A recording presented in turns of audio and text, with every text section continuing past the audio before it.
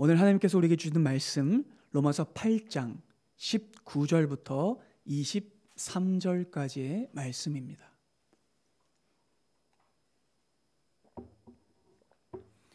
로마서 8장 19절로 23절까지의 말씀 제가 봉독합니다. 하나님의 말씀을 들으십시오. 피조물이 고대하는 바는 하나님의 아들들이 나타나는 것이니 피조물이 허무한 데 굴복하는 것은 자기 뜻이 아니요 오직 굴복하게 하시는 이로 말미암음이라. 그 바라는 것은 피조물도 썩어짐의 종 노릇한 데서 해방되어 하나님의 자녀들의 영광의 자유에 이르는 것이니라. 피조물이 다 이제까지 함께 탄식하며 함께 고통을 겪고 있는 것을 우리가 아느니라. 그뿐 아니라 또한 우리 곧 성령의 처음 익은 열매를 받은 우리까지도 속으로 탄식하여 양자될 것 곧 우리 몸의 속량을 기다리느니라. 아멘. 여러분 한 주 잘 지내셨나요? 끄덕끄덕 감사합니다. 판단하고 평가하고 원망하기보단 감탄하고 경탄하고 찬양하면서 보내셨나요? 우리의 일주일과 우리의 일상과 우리의 매 시간이 그렇게 하나님을 향한 찬양과 경탄과 감사로 가득 채워지길 소망합니다. 지난 시간 말씀의 핵심이 바로 이 지점이었죠, 여러분. 우리는 선악과에 담긴 더 깊은 의미를 살펴봤습니다.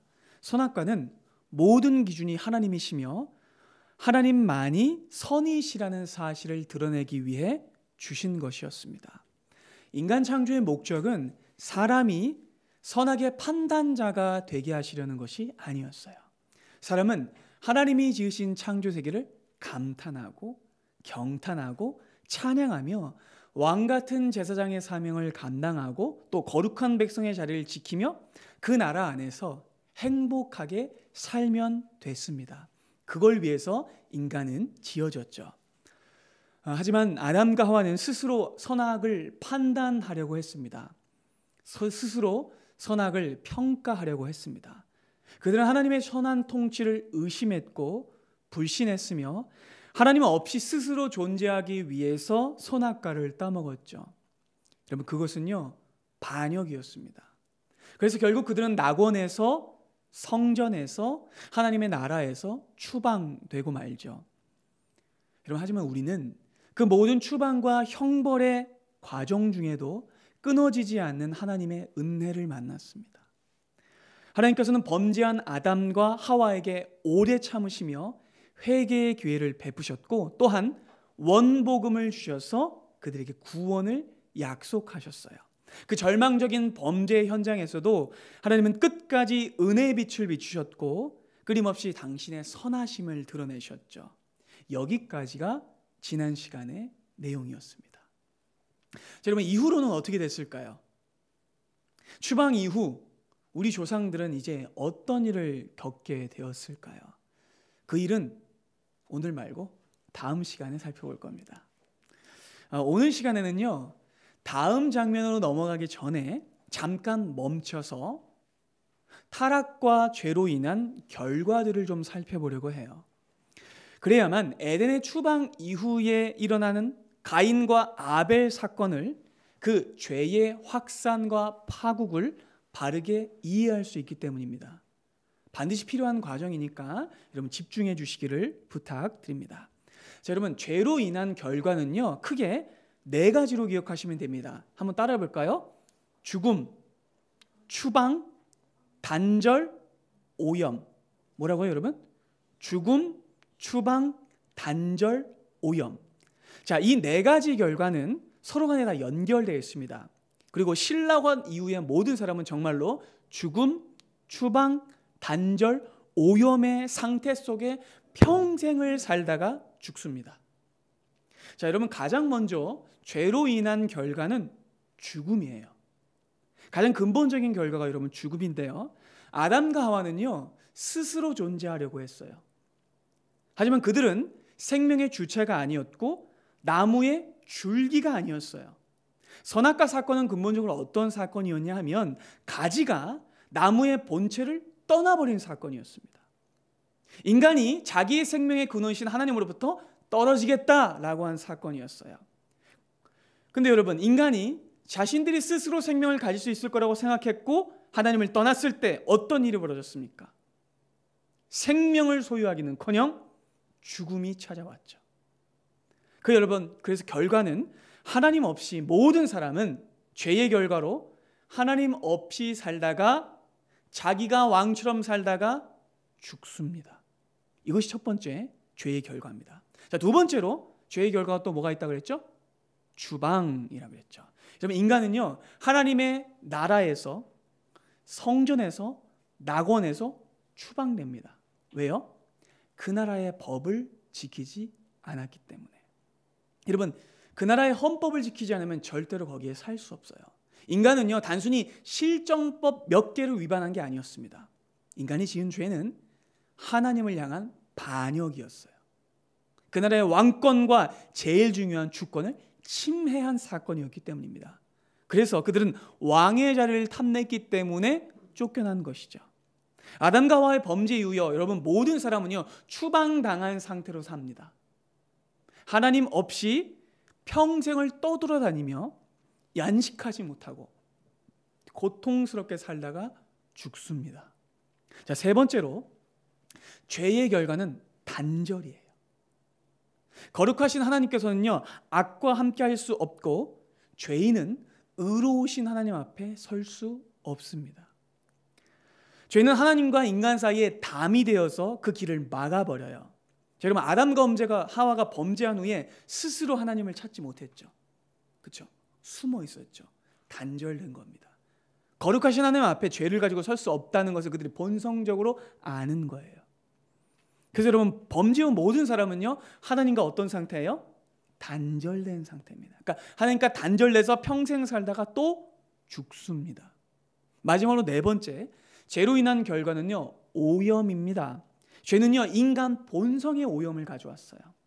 죄는 하나님의 형상을 부패시켰고 그 결과 인간은 땅을 악하게 다스릴 뿐입니다. 그러니까 인간의 내면이 오염돼 있으니 밖으로도 계속해서 오염을 저지르는 거예요. 그래서 여러분, 인간은요, 악한 것만을 하고 세상을 더럽히기만 하다가 죽습니다.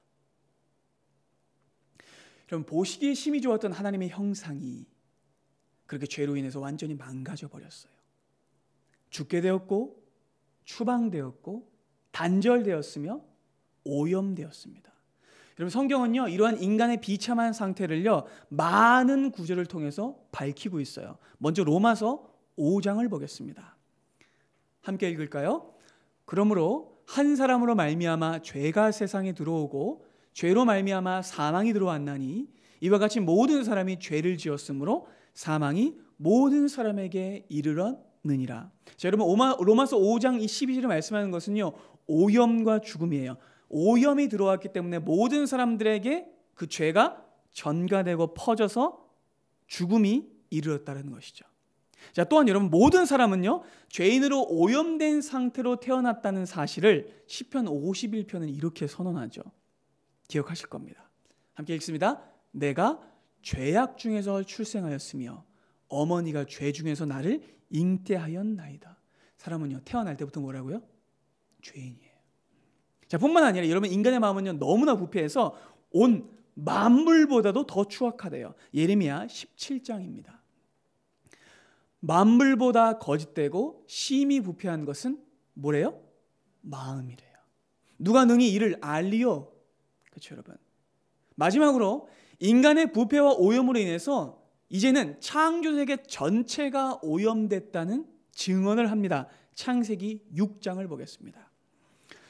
여호와께서는 사람의 죄악이 세상에 가득함과 그의 마음으로 생각하는 모든 계획이 항상 악할 뿐임을 보시고 땅 위에 사람 지으셨음을 한탄하사 마음에 근심하시고. 여러분, 다만 죽음과 추방이 끝이 아니었어요. 그러니까 죽고 그냥 추방되고 끝이 아니라 인간은 추방된 후에도 뭐를 저질러요? 죄를 저지르고 오염을 계속해서 일으킨다라는 거예요. 인간은 이후에도 자식들을 낳고 계속해서 죽는 과정을 통해서도 오염과 단절을 계속해서 발생시켰어요. 죄는 분명히 인간의 본성을 변화시킨 거예요. 그래서 여러분 오늘 이 시간에는요, 죄로 인한 결과 중에 이 단절과 오염이라는 이 주제를 깊이 살펴보려고 해요. 범죄 후에 완전히 망가져버린 인간의 상태를 집중 조명해서 타락 이후에 구체적으로 어떤 문제가 일어났고 어떤 파국이 일어났는지 그것을 살펴봐야 합니다. 왜냐하면 그래야만, 죄를 자세히 살펴야만 무엇도 자세히 알 수 있을까요? 구원도 자세히 알 수 있기 때문이에요.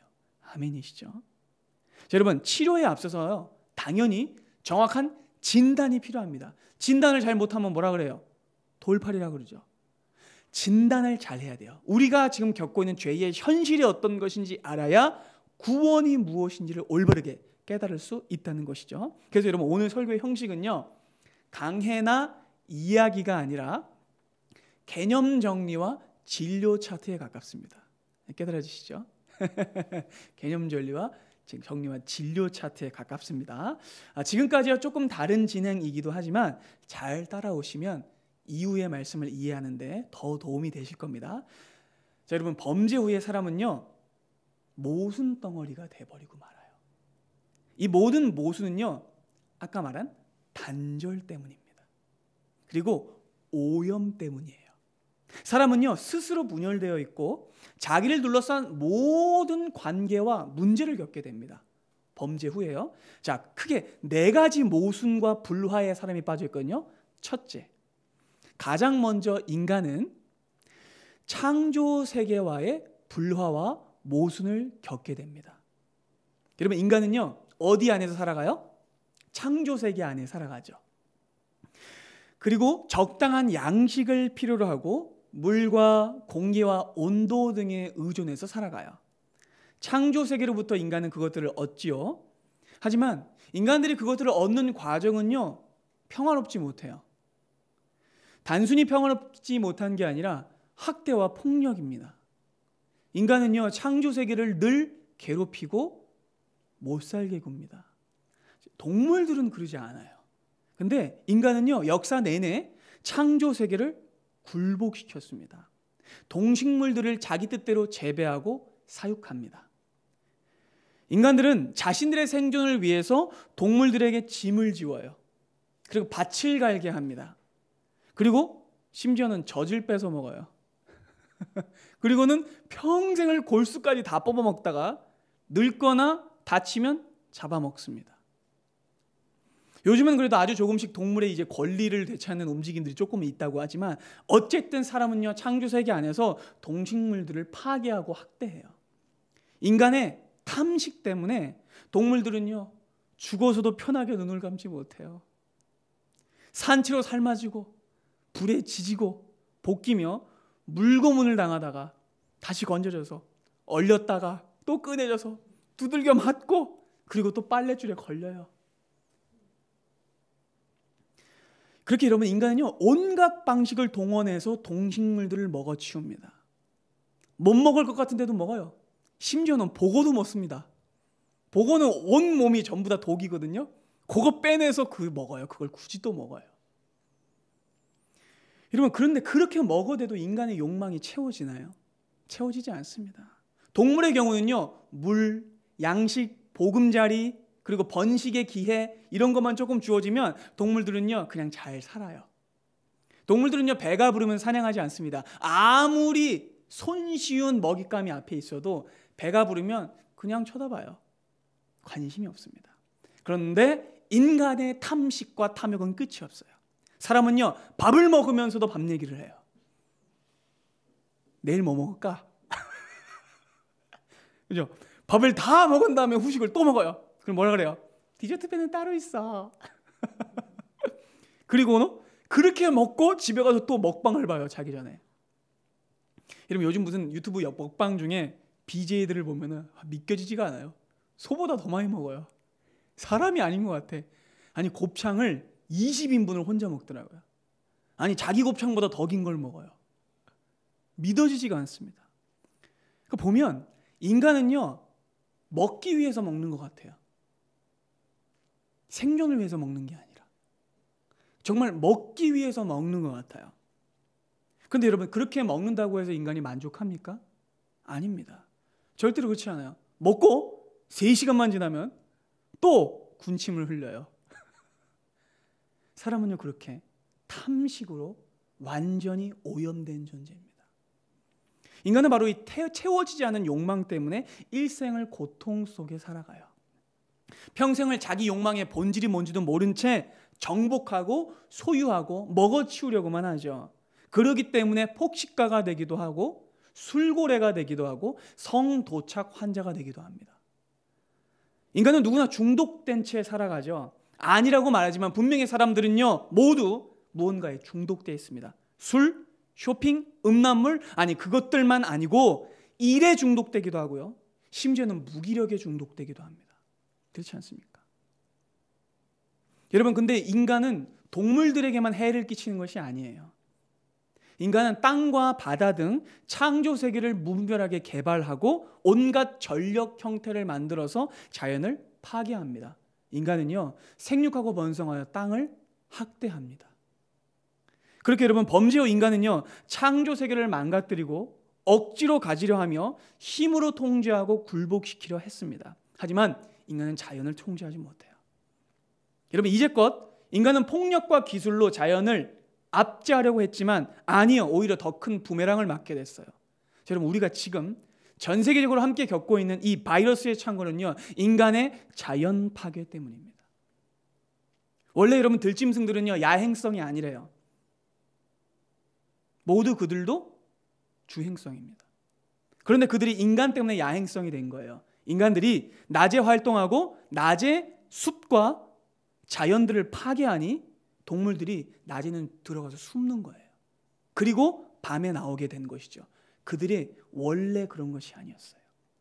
결국 이 창조 질서를 거스름으로 인해서 여러분, 인간을 통해서 동물들이 변하게 된 거예요. 자, 원래 야행성이 아닌데 야행성이 되니까 극도의 스트레스를 받게 됩니다, 동물들이. 그렇게 되면서 안에서 뭐가 일어날까요? 유전자 변이가 일어나는 거예요. 그렇게 되면서 바이러스의 원산이 되는 거죠. 그리고 그 동물들도 어떻게 해요? 인간이 잡아먹죠. 무서운 지점입니다. 그 악행들이 인간에게 돌아오고 있는 거예요. 자연을 파괴한 악행들이. 여러분, 그 소식 아시잖아요. 코로나 때문에 전 세계에 셧다운이 일어나니까 진 풍경이 펼쳐지는데, 인도의 시내에 거위떼가 출몰하고 프랑스 해변에 들소들이 막 출몰하며 웨일즈 시내에 사냥들이 내려온, 여러분 그런 뉴스 보셨죠? 그들이 왜 내려왔을까요? 인간들이 멈추니까, 파괴를 멈추니까 내려오는 거예요. 생태계의 먹이 사슬이 회복됩니다. 여러분, 가장 체감할 만한 게 뭐가 있을까요? 여러분, 요즘 공기 좋죠? 공기 여러분 왜 좋아요? 중국이 공장을 안 돌려서 그래요. 지금 중국이 호주랑 이 외교 분쟁 중이거든요. 중국이 가장 많이 석탄을 수입하는 나라가 호주인데, 호주랑 이제 외교 분쟁이 있어서 석탄을 수입하지 못하고 있고, 코로나 때문에 공장 가동이 안 되니까 그래서 지금 공기가 좋은 거예요. 중국이 다시 공장 돌리면 우리는 다시 잿빛 하늘밖에 못 봐요. 자, 보세요 여러분. 인간의 타락 이후에 인간은요, 온 창조 세계를 고통스럽게 만들어요. 그리고 그 창조 세계는요, 지금까지 신음하고 있어요. 여러분, 오늘 본문인 로마서 8장 19절부터 함께 보겠습니다. 피조물들이 여러분 무엇을 고대하는지 함께 읽어볼까요? 시작. 피조물이 고대하는 바는 하나님의 아들들이 나타나는 것이니, 피조물이 허무한 데 굴복하는 것은 자기 뜻이 아니요 오직 굴복하게 하신 이로 말미암음이라. 그 말하는 것은 피조물도 썩어짐의 종로로 탄 데서 해방되어 하나님의 자녀들의 영광의 자유에 이르는 것이니라. 피조물이 다 이제까지 함께 탄식하며 함께 고통을 겪는 것을 우리가 아느니라. 자, 여러분, 이 19절을 필립스역, 미국의 필립스역으로 보면은 뭐라고 하냐? 피조물들이 고대한다라는 말을 피조물들이 까치발을 들고 서서 간절하게 소망한다는 말로 번역했어요. 그러니까 지금 온 창조 세계가 인간 때문에 고통스러워하는 거예요. 그만해 하고 있는 거예요. 더 이상 이러다간 진짜 다 죽어 이렇게 말하고 있는 거죠. 여러분, 인간은 그렇게 창조 세계와 모순과 불화한 상태에 빠져 있어요. 자, 두 번째로 또한 인간은요, 동료 인간과의 불화와 모순에 빠져 있게 됩니다. 여러분, 이 부분은요 많이 설명할 것도 없어요. 가인과 아벨 이후로 사람들은 모두 서로 싸우고 미워하고 죽입니다. 범죄 후 모든 사람은요, 나 아닌 다른 사람과 화목하지 못해요. 나라와 나라가 대립하고 계급과 계급이 적대하며 인종과 인종이 미워합니다. 여러분, 우리나라는 남북으로 갈라져 있는데 또 어떤 분열이 있어요? 동서분열이 있죠. 영남과 호남. 그리고 수도권과 비수도권으로 나뉘죠. 그래서 전 그것도 몰랐는데 대학교도 이제 급으로 나눠가지고 서로 이제 차별한다면서요. 뭐 서울, 서연고, 서성한 뭐 엄청 많던데. 그렇게 해서 서로 편을 가르고 급을 나누는 거죠. 그리고 여러분, 요즘에는 어떤 문제가 있어요? 남자와 여자도 젠더 갈등으로 완전히 갈라서 있죠. 여러분, 우리의 인생은요, 나 아닌 모든 사람들과 다투는 일의 반복일 뿐입니다. 인간은요, 다른 사람을 이해하지 못해요. 필립 로스라는 미국의 작가가 쓴 미국의 목가라는 책이 있는데 그 책에 기막힌 구절이 있어요. 읽어드릴게요. 산다는 것은 사람들을 오해하는 것이고 오해하고 또 오해하다가 신중하게 다시 생각해 본 뒤에 또 오해하는 것이다. 기막히죠, 여러분. 프랑스의 실존주의 철학자인 장폴 사르트르도 이렇게 말했죠. 타인이 곧 지옥이다. 그렇죠? 인간은 모두가 다른 사람과 분쟁하고 다투며 평생을 산다는 말입니다. 여러분, 전 세계의 모든 곳은요, 매일 아침 눈 뜨는 순간부터 싸움이 시작돼요. 출퇴근하다가, 그죠? 싸우죠. 왜 끼어들어? 이러면서. 그렇죠? 시작부터 싸워요. 사람은요, 눈 뜨면 싸웁니다. 눈 감을 때까지 싸워요. 여러분, 우리는요, 아랍 국가들끼리 서로 싸우는 게 이해가 잘 안 되죠. 그래서 물어봐요. 애들한테, 야, 너네는 왜 이렇게 사이가 안 좋냐? 시리아, 레바논, 뭐 이집트, 뭐 이스라엘, 사우디 좀 사이좋게 지내면 안 되냐? 너희들 이웃지잖아. 이렇게 물어보면 걔네들이 코드숨을 치면서 이렇게 반문합니다. 야, 그럼 너네는 중국, 일본이랑 사이 좋냐? 이해가 대변이 되시죠? 여러분, 그런 말 있잖아요. 처음 보는데도 제일 세상에서 미운 사람이 비행기 옆자리에 앉은 사람이랍니다. 여러분, 한 가족 내에서도, 형제 간에서도, 또 부모 자식 간에도 다툼이 일어납니다. 아니요, 가까울수록 더 많이 싸워요. 전 세계가 하나가 되는 경우는요, 올림픽이 있는 경우가 아니라 외계인이 쳐들어왔을 때라는 말이 있어요. 근데요, 여러분, 영화 컨택트라는 영화를 보면 그것도 허상이라는 게 드러나요. 외계인이 딱 들어오거든요. 지구를 침공하는데 아직 공격은 하지 않았어요. 그러니까 강대국들이 모여가지고 이 외계인들이 왜 온 것이냐라고 외계인들하고 소통을 하려고 해요. 근데 그 과정 중에 어떤 문제가 하냐면 외계인들하고 소통하려고 하지만 각 나라들 간에 불통이 일어나요. 소름 끼치는 지점입니다. 강대국들은요, 서로 자신들이 가지고 있는 정보를 공유하지 않고 단독 행동과 군사 행동을 함으로써 결국 외계인들과도 소통하지 못하고 자기들끼리도 소통하지 못한다는 이야기입니다. 여러분, 전 세계적으로 요즘 인기를 끌고 있는 오징어 게임에도 이런 대사가 나오죠. 원래 사람은 믿을만 해서 믿는 게 아니야. 안 그러면 기댈 데가 없어서 믿는 거지. 그렇죠? 여러분, 이 대사에 다들 고개 끄덕이셨죠? 여러분, 이거 모순이지 않나요? 그렇죠? 여러분, 모든 사람은요, 사람들을 못 믿지만 또 믿고 싶어 해요. 왜 그렇습니까? 인간이 어떤 존재냐면 관계적 존재로 지어졌기 때문에 그래요. 사람은 애초에 관계적 존재로 지어졌고 관계 안에 살도록 지어졌습니다. 그렇기 때문에 배신당해도 사람을 믿고 싶은 거예요. 그래서 사람을 싫어하면서도 또 외롭기 때문에 보고 싶어 하는 거예요. 사람은요, 정말로 동료 인간과의 모순 상태에 처해 있습니다. 세 번째로, 또한 사람은요, 자기 자신과도 불화하고 모순되어 있어요. 여러분, 사람은요, 타인과만 불화하는 것이 아니라 자기 자신과도 매일 불화해요. 여러분 스스로 컨트롤이 되세요? 사람의 내면은요, 통일체가 아니에요. 사람의 마음에는 온갖 생각과 감정들과 욕망이 충돌합니다. 두려움, 야망, 질투, 미움, 냉소, 기쁨, 그런 것들이 서로 갈등하면서 싸워대죠. 사람의 몸도요, 마음이 원하는 대로 움직이지 않아요, 여러분. 거짓말을 하려고 하면 몸에서 거부 반응이 일어나죠. 마음은 거짓말을 하고 싶은데 몸이 그거를 못 버텨요. 그래서 거짓말을 하려고 하면 코끝이 간지러워지고, 그렇죠? 손발이 차가워지고, 그리고 눈빛을 피하게 하고 심박이 높아지게 만들죠. 몸도 마음도 일치되지 않아요. 또한 사람은요, 웃긴 게 감정적으로 결정하고 이성적인 근거를 대요. 그렇죠, 여러분? 막 감정적으로 화내놓고 감정적으로 저질러 놓고 나중에 아니야, 난 오랫동안 생각했어. 그렇죠? 참 말이나 못하면. 그러니까 충동적인 결정을 해놓고 그럴듯한 이유를 내면서 아주 자기가 지혜로운 결정을 한 것처럼 꾸며요. 실수해놓고 일부러 그랬다고 둘러댑니다.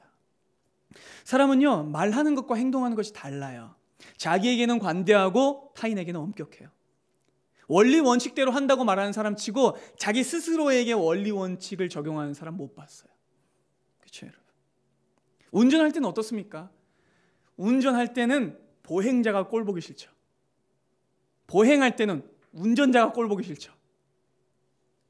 그러니까 나보다 늦게 가는 놈은 바보고 나보다 빨리 가는 놈은 미친 사람이죠. 여러분, 사람은 그래요. 모든 기준이 자기고 심지어는 자기 스스로와도 모순되어 있죠. 사람은요, 선을 행하고 싶어 하지만 선을 행할 능력이 없습니다. 진짜 모순은 여기에 있어요. 사도 바울은요, 이 인간 존재의 모순을 로마서 7장에서 이렇게 밝혔습니다. 그러므로 내가 한 법을 깨달았노니 곧 선을 행하기 원하는 나에게 악이 함께 있는 것이로다. 내 속사람으로는 하나님의 법을 즐거워하되 내 지체 속에서 한 다른 법이 내 마음의 법과 싸워 내 지체 속에 있는 죄의 법으로 나를 사로잡는 것을 보는도다. 여러분, 인간에게 진짜 문제가 뭡니까? 인간의 문제는요, 죄를, 선을 모르는 데 있지 않아요. 선을 행할 능력이 없다는 데 있습니다. 우리는 그냥 끝나고 난 뒤에 왜 그랬어? 왜 그랬어? 그때 그러지 말걸, 그때 그러지 말걸, 그러고만 말지요. 우리는 정말로 일을 해결할 수 있는 능력이 없어요. 인간은 그 자체가 모순 덩어리입니다. 그리고 마지막으로 이 모든 모순과 불화의 근원인 네 번째, 인간은 하나님과 불화하고 모순된 상태에 있습니다. 여러분, 인간이 창조 세계와 불화하고 이웃들과 불화하고 심지어는 자기 자신과도 불화하는 이유는요, 근본적으로 하나님과의 관계가 불화하기 때문입니다. 깨달으십니까? 이것이 다른 모든 모순의 근거가 됩니다. 사람은요, 자기 창조주에게 반란을 일으킨 피조물이에요. 사람은요, 자기 존재의 뿌리로부터 자기를 스스로 잘라낸 자들이에요. 사람은요, 원래 하나님 절대 의존적 존재입니다. 그리고 하나님과 관계 맺어야만 살 수 있는 존재였어요. 사람은요, 하나님의 형상이기 때문에 사람의 사람다움은요, 하나님과의 관계에 달려 있습니다. 뭐라고요? 사람의 사람다움은 어디에 달려 있다고요? 하나님과의 관계에 달려 있어요. 자, 예를 들어보죠. 여러분, 개의 개다움은 어디에 있습니까? 그냥 개 자체에 있어요. 멍멍. 그죠? 돼지의 돼지다움은 어디에 있습니까? 그 돼지 자체로 가지고 있어요. 그런데 사람의 사람다움은 어디에서 온다고요? 하나님과 연결되어 있어야만 온다는 거예요. 사람의 사람다움은 하나님과의 관계에 달려 있습니다. 그러니 이 관계가 깨지니, 단절되니 오염되고 각종 문제가 발생하는 거예요. 결국 인간 삶의 모든 관계에서 파생되는 불화와 모순은 하나님과의 원관계가 깨졌기 때문에 일어나는 일이에요. 자, 보세요. 하나님과의 원관계가 깨지니 그 이후에 깨지는 게 뭐예요? 부부관계가 깨집니다. 그렇죠? 자, 하나님과의 원관계가 깨지니 그 이후로 뭐가 깨져요? 형제관계가 깨집니다. 다음으로요, 하나님과의 원관계가 깨지니 부모 자식 관계가 깨져요. 이어서 봅시다. 하나님과의 원관계가 깨지니 이웃과 이웃끼리 관계가 깨집니다. 여러분 보세요. 창세기 안에 이 불화가 다 등장해요. 이 파급이 다 등장해요. 첫째, 아담과 하와가 불화합니다. 부부관계의 불화죠. 두 번째, 가인이 아벨을 죽입니다. 형제 간의 불화입니다. 셋째, 노아가 함을 저주합니다. 아버지와 자식의 불화예요. 마지막으로 소돔과 고모라 사건입니다. 이웃끼리 불화합니다. 이 각종 모순과 불화가 창세기에 인간이 범죄한 이후로 계속해서 벌어지는 거예요. 여러분, 인간 존재의 비참한 실상을요, 로마서 3장은 이렇게 고발하고 있습니다. 그러면 어떠하냐? 우리가 나으냐? 결코 아니라. 유대인이나 헬라인이나 다 어디 아래 있다고요? 죄 아래 있다고 이미 선언되었습니다. 의는 없나니 하나도 없으며 깨닫는 자도 없고 하나님을 찾는 자도 없고 다 치우쳐 함께 무익하게 되고 선을 행하는 자는 없나니 하나도 없도다. 그들의 목구멍은 열린 무덤이요 그 혀로는 속임을 일삼으며 그 입술에는 독사의 독이 있고 그 입에는 저주와 악독이 가득하고 그 발은 피 흘리는데 빠른지라. 파멸과 고생이 그 길에 있어 평강의 길을 알지 못하였고 그들이 눈앞에서 하나님을 두려워함이 없느니람과 같으니라. 여러분, 사람은요 범죄한 이후로 선을 만들어낼 수 없어요. 사람은요 종일 죄만 만들어내요.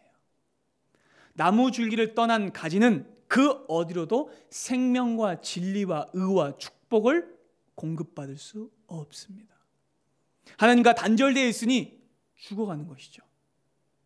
그러니까 죽어가고 있으니까 죄의 시꺼먼 오물들만 배출하게 되는 거예요. 그럼 우리 옆구리에 눈에 보이지 않는 영혼의 호수를 딱 꽂으면 콸콸콸콸콸콸콸 죄만 시꺼멓게 나오다가 껍데기만 남고 우리는 죽을 거예요. 그렇지 않습니까? 그런데 여러분, 이 비참한 인간 존재의 현실을 불쌍히 여긴 하나님께서 우리의 고통과 이 비극을 외면하지 않으시고 생명과 복과 진리와 의를 다시 약속해 주셨습니다. 여자의 후손을 보내사 뱀의 머리를 밟고 다시 이 죄로부터 우리를 회복시키실 거라고 약속하셨어요. 하나님께서는 죽어 마땅한 인간 죄인에게 추방당한 반역자들에게 하나님과 단절된 자들에게 그리고 그 마음이 오염되어 온 세상을 오염시킨 자들에게 하나님의 구원을 선포하셨습니다. 그렇다면 여러분, 지금껏 우리가 살펴본 바와 같이 죄가 죽음, 추방, 단절, 오염이었다면 구원은 무엇일까요? 반대로 생각하시면 됩니다. 구원은 죄로 인해 죽었던 자가 살아나는 것이 구원이고, 구원은 추방당했던 자가 다시 그의 나라로 돌아가게 되는 것이 구원이며, 구원은 하나님과 단절되고 끊어졌던 자가 다시 관계를 회복하여 하나님과 화목하게 되는 것이 구원이며, 구원은 오염됐던 자가 그 내면이 다시 정결하여지고 거룩하여져서 정결한 삶을 살게 되는 것이 구원입니다. 깨달으십니까?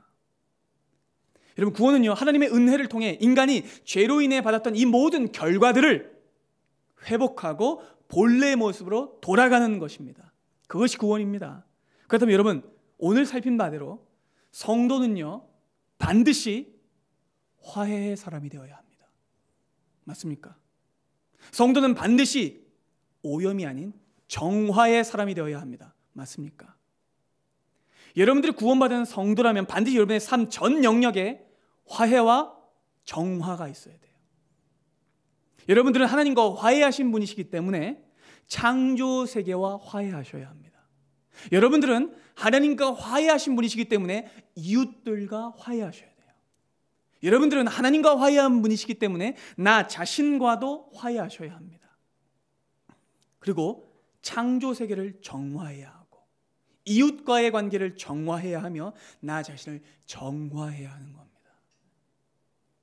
그것이 여러분 구원받은 정체성과 사명입니다. 그러니 여러분, 이 창조 세계 속에서 우리가 할 수 있는 것들을 우리가 해야 돼요.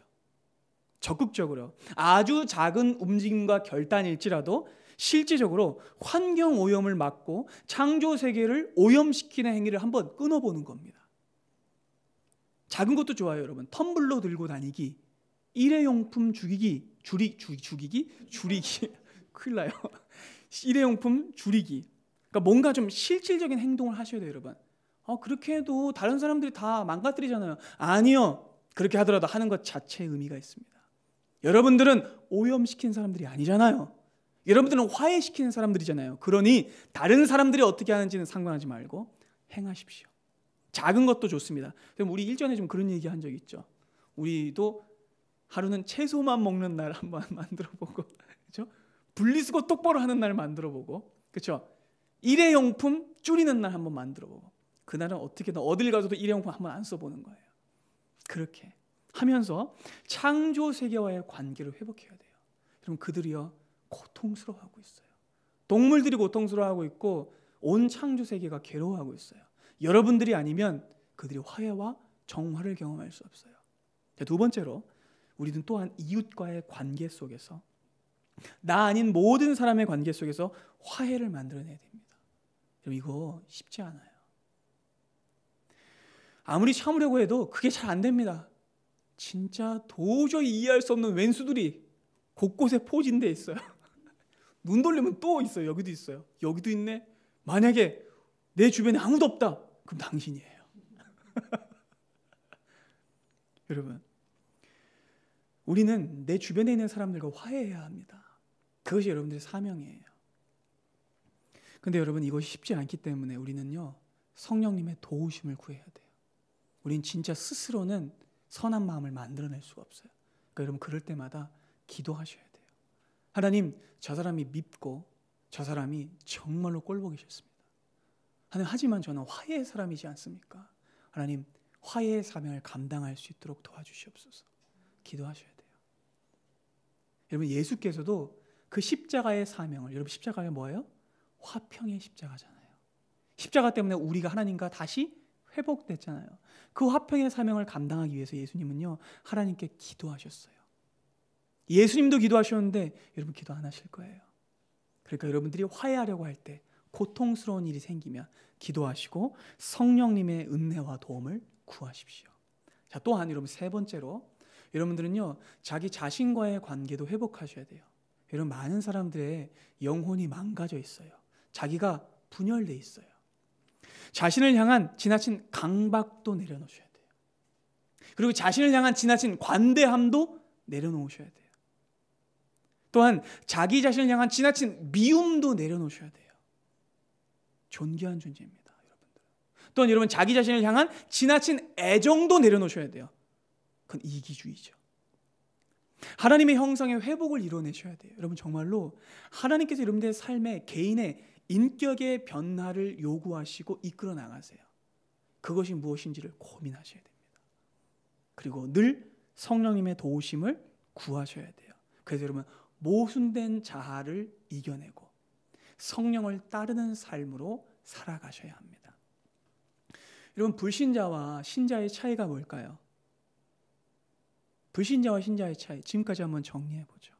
여러분 불신자는요 죄악된 본성을 가지고 있기 때문에 평생을 여기저기서 불화하는 사람들입니다.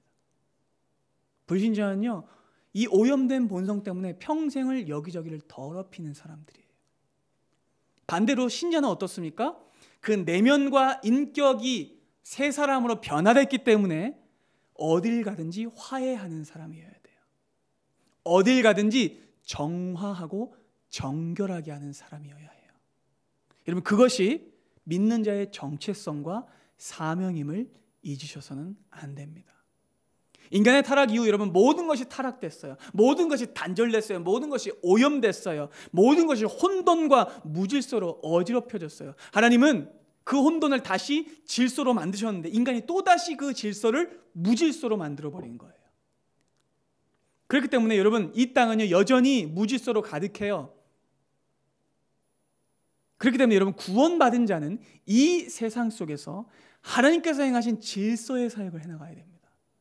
하나님께서 행하신 정화와 화평과 온전한 권위를 가진 질서의 사역을 감당해야 됩니다.